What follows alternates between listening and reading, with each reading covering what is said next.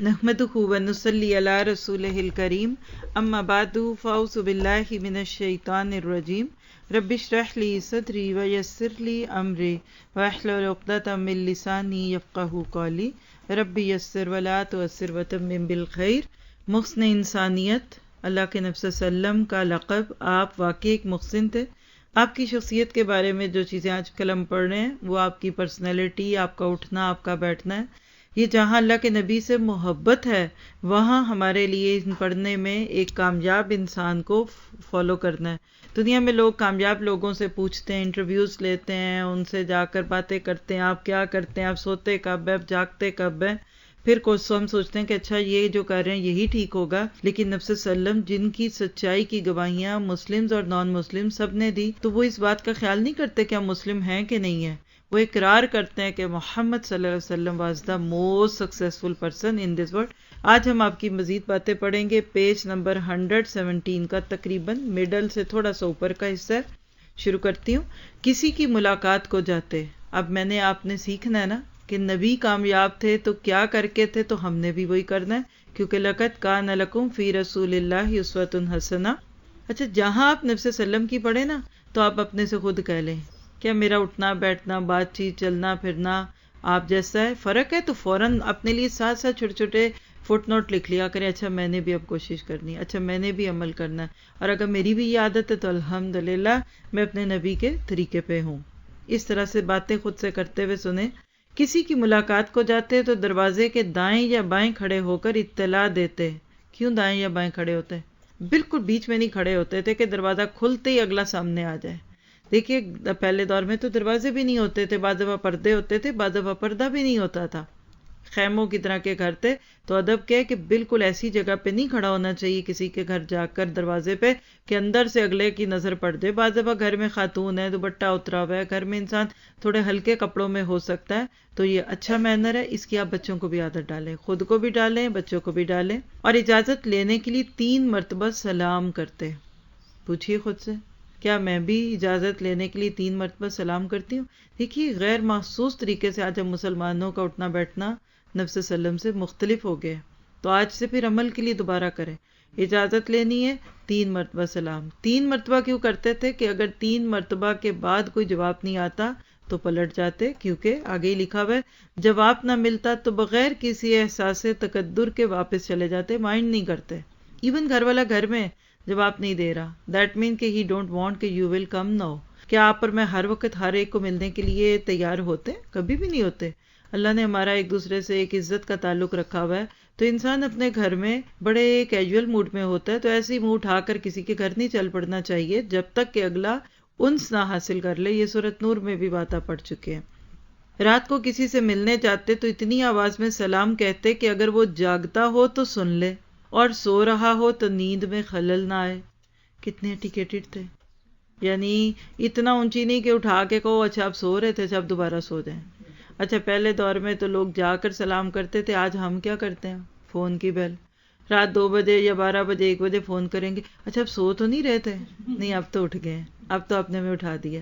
تو یہ چیز جو پہلے دور میں جا کے کرنے کی تھی، اس میں اپنے لیے سائڈ پوائنٹ نوٹ کیجئے، کسی کے گھر میں فون بھی نہیں کرنا چاہیے۔ اگر آپ کو ایمرجنسی ہے نا، ٹیکسٹ میسج کریں۔ میری 98% کوشش یہ ہوتی ہے کسی کو بھی میں فون کروں، اول تو کرتی بہت کم ہوں، لیکن پہلے میں اس کو ٹیکسٹ کرتی ہوں، can I call you, can we talk, is it good time, are you free, or not busy. کیوں کہ میرے ٹیکسٹ سے اگر وہ دیکھ رہا ہے تو کر لے، اور بعد پھر چند منٹ ویٹ کرے انسان کے اس کا جواب آ رہا ہے کہ نہیں آ رہا۔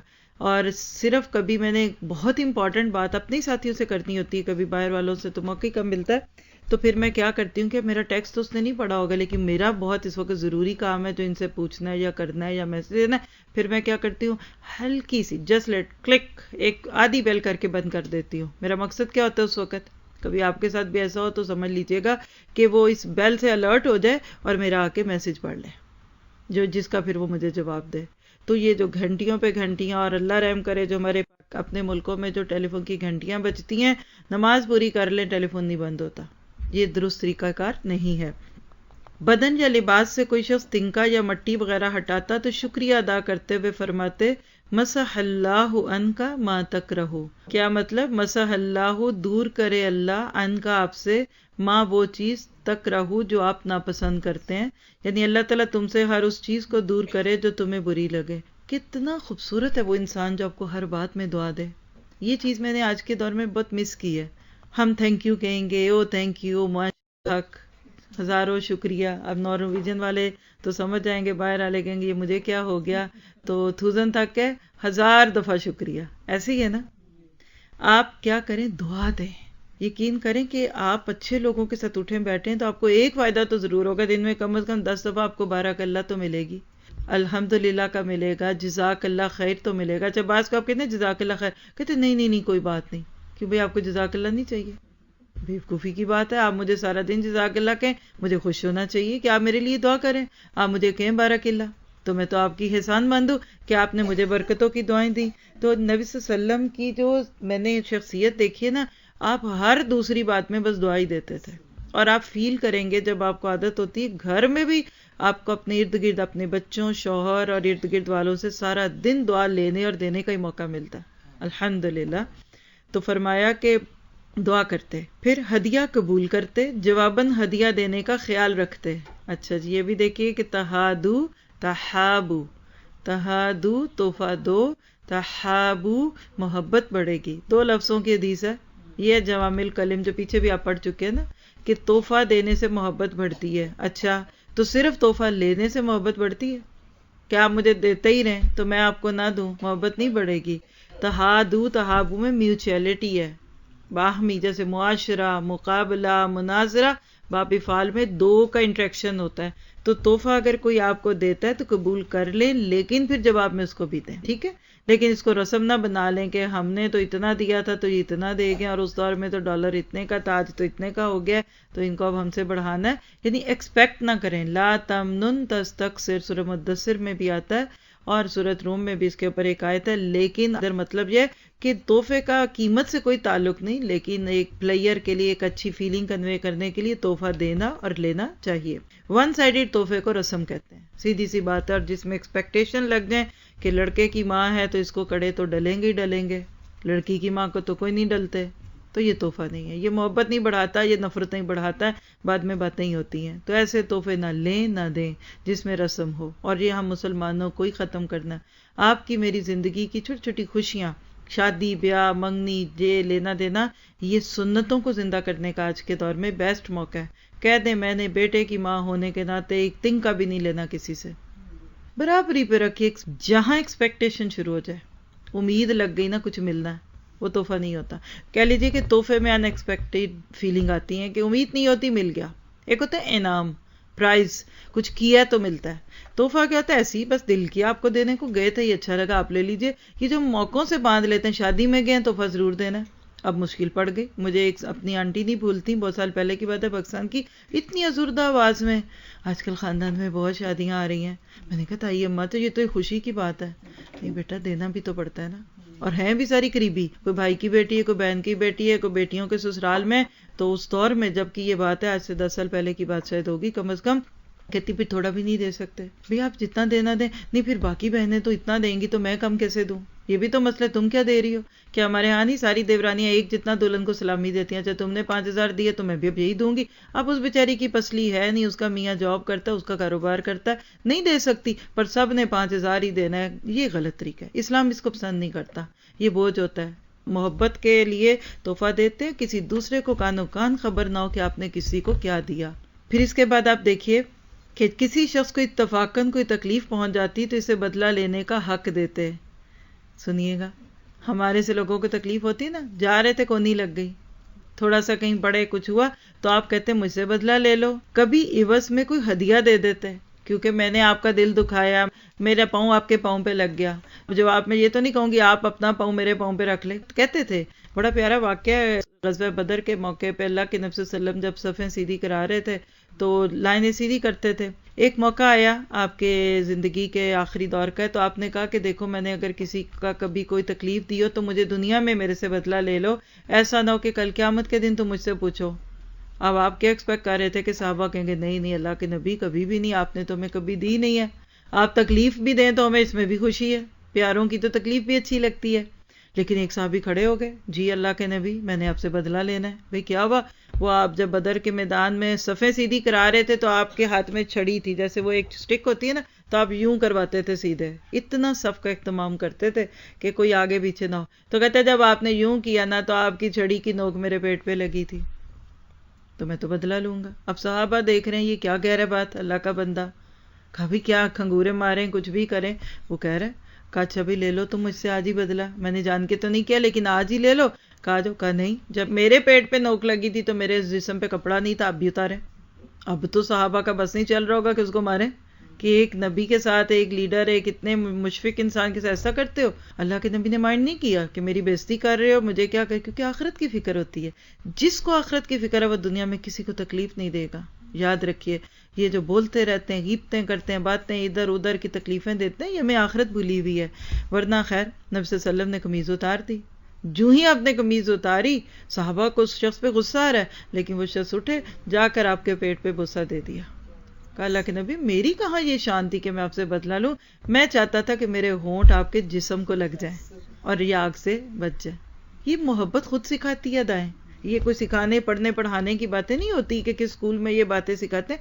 یہ مینرز ہوتے ہیں، چلنے کا انداز، بولنے کا، بات کرنے کا انداز، اور با ادب با نصیب. یاد رکھیے، لکھ لیں یہ بات. آپ چاند پہ بھی پہنچ جائیں، آپ دنیا میں بڑے سے بڑے بھی کام کر لیں، لیکن اگر آپ کے اندر ادب نہیں ہے، اگر آپ با ادب نہیں ہے نا، اگر آپ، تو پھر آپ کے نصیب میں ایک خاص حد سے زیادہ آگے آنا نہیں ہے. اللہ تعالی ہم سب کو با ادب کر دے. نبی صلی اللہ علیہ وسلم کے ناطے سے بھی بعض لوگ آپ کے ساتھ بھی بہت بے تکلف ہو جاتے ہیں. خیر اس کے بعد کوئی شخص نیا لباس پہن کر سامنے آتا تو فرماتے حسنتن حسنتن ابل و اخلق. اب یہ غیر معروف دعا ہے، تو مطلب کہ خوب سے خوب دیر تک پہنو اور بسیدہ کرو. اچھا ہم ہوں تو کہتے ہیں لو جی نئے کپڑے پہننا ہے، بہت آپ کو شوق ہے اچھے کپڑے پہننے کا. آج ہم نے کیا کانسیپٹ دیا لوگوں کو نیک ہونے کا کہ اچھے کپڑے دیکھ کے تنک جاؤ، کدھر سے لیا ہے، کیوں پہنا ہے. عموماً ہم کسی کا اچھا کپڑا دیکھ کر کیا کرتے ہیں، کہاں سے آیا، اچھا جی. آپ کیا کہتے تھے؟ اب یہاں وہ دعا نہیں، لیکن مجھے وہ دعا زیادہ اچھی لگتی ہے، یہ میں نے کبھی پڑھی نہیں، حالانکہ اس بک میں ریفرنس موجود ہے. یہ البس جدیدن عش حمیدن و مت شہیدن، نئے کپڑے پہنتے رہو، تمہاری تعریف ہوتی رہے اور تمہیں شہادت کی موت آئے. سچ بتائیں آج کے دور میں ہم عورتیں کتنے نئے کپڑے پہنتی ہیں اور کتنوں کو پہننے دیکھتی ہیں، کتنے یہ دعا دیتے ہیں. اگر آپ اس ویکنڈ پہ کسی شادی میں گئے، میرا گمان ہے شادی میں قریبی لوگوں میں سے تو 98% نئے ہی لوگ کپڑے پہن کے آتے ہیں. جو پرانے پہنتے ہیں وہ کبھی دور کے ہی لوگ ہو سکتے ہیں. کتنے ایک شادی میں ایک دوسرے کو یہ البس جدیدن کی دعا دے کر آتے ہیں. یہ تو آج ہمارا حال ہے، اس لیے ہم ٹھوکروں میں ہیں. جس دن نبی کی سنتوں کو اپنائیں گے ہماری دنیا میں پھر سنی جائے گی انشاءاللہ. تو نیت کیجئے آج سے، ابھی سے دعا یاد کریں. اس سے بھی چھوٹی دعا ہے کہ تم نئے کپڑے پہنتے رہو اور اس کو پرانا کرو، یعنی اللہ تمہیں لمبی عمر دے. البس جدیدن عش حمیدن مت شہیدن، کہ تم اس کو پہنو، جس کو پنجابی میں لوگ کہتے ہیں نا تمہیں ہنڈانا نصیب کرے اللہ، پہنو اور ہنڈاؤ. یہ لمبی عمر کی دعا ہے. تو کسی کو اچھے کپڑے دیکھ کر، نئے کپڑے دیکھ کر یہ دعا کرنے کی ضرورت ہے. ٹھیک ہے. پھر اس کے بعد بدسلوکی کا بدلہ برے سلوک سے نہ دیتے بلکہ عفو درگزر سے کام لیتے، دوسروں کے قصور معاف کر دیتے. تو اطلاع کے لیے اپنا امامہ یعنی پگڑی جو تھی، سر کا کپڑا، علامت کے طور پر بھیج دیتے. کیا سمجھ آیا؟ کسی نے آپ کا دل دکھایا ہوتا، کوئی تکلیف دی ہوتی تو معاف کرتے. چلیں خود سے پوچھئے، میں لوگوں سے درگزر کرتی، ہم تو کہتے تمہیں قبر کی دیواروں تک نہیں بخشوں گی، میں تو بھول ہی نہیں سکتی، میں تو تمہاری میت نہیں دیکھوں گی. یہ پیغمبرانہ اخلاق نہیں ہے. یاد رکھیے گا، نبی والا اخلاق اپنائے بغیر نبی والی عزت نہیں ملے گی، کامیابی نہیں ملے گی. آج ہماری نیکیوں کے راستے میں جو روڑے اٹکے ہوئے ہیں نا، ہماری اپنی طبیعتوں میں اتنی سستی اور اتنی کسل مندی ہے، وجہ پیچھے یہ ہے.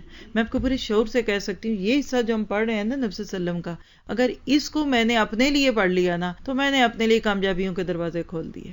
خوبی گن ہے نہیں ہے، اس کو مانتے جائیے کہ سنت سمجھ کے کرنا ہے. آپ دیکھیے گے کہ آپ کا مقدر بدل جائے گا اور انشاءاللہ آپ کی اگلی زندگی میں آپ کی تعریفیں بھی ہوں گی اور آپ ایک بامقصد زندگی گزار کر آئیں گے. اچھا یہاں یہ بھی بات پتہ چلی کہ کسی کو معاف کرا، کیسے پتہ چلا؟ اپنی پگڑی بھیج دیتے تھے کہ اٹس اوکے، میرا دل اب صاف ہے. کوئی پکارتا تو خواہ وہ گھر کا آدمی ہو یا رفقا میں سے یعنی دوستوں میں سے کوئی ہوتا تو ہمیشہ لبیک یعنی میں حاضر ہوں کہتے. یہ بھی ایک اچھا ادب ہے. گھر میں بچے چیخ چیخ کے پکار رہے ہیں، ماں جواب ہی نہیں دے رہی، فون پہ لگی ہوئی ہیں، بہت ہی بزی ہیں وہ اپنے ساتھ. اس طرح نہیں کرنا چاہیے. جب بھی کوئی پکارے جا کر پاس بات کریں. جی دیکھیے کوئی ایسے تھوڑی پکارتا. تو لہٰذا اب اس میں ایک سائڈ کا ایشو ہے کہ اگر آپ کو کسی بندے کی فون کال آتی ہے، اچھا مینر یہ ہے کہ آپ اس کو رپلائی کریں. مس کال ہے تو اس کو کال کر لیں، میسج ہے تو اس کو رپلائی کریں. اچھا آج کے دور میں جتنے گیجٹ بڑھ گئے نا، جتنی دنیاوی چیزیں بڑھتی گئی اتنے ہم بدتمیز ہو گئے. میسج دیکھا ابھی نہیں بات کرنی، نام دیکھ کر اٹھاتے نہیں ہیں، غلط طریقہ ہے. اور دوسری سنت ایک اور بھی تو ہے نا کہ کسی کو بے مقصد فون بھی تو نہیں کرتے تھے نا. ایسے ہی حال پوچھ ذرا باتیں کر لیں. اگر آپ یہ کلچر اپنا لیں نا ٹیلی فون کلچر میں کہ کسی کو فون بھی کرنا ہے تو صحیح وقت پہ کرنا ہے، صرف ایمرجنسی میں کرنا ہے، بہت مجبوری میں کرنا ہے، تو پھر اس سنت پہ آپ بھی عمل کریں کہ پھر آپ اس کا فون ضرور اٹھائیں.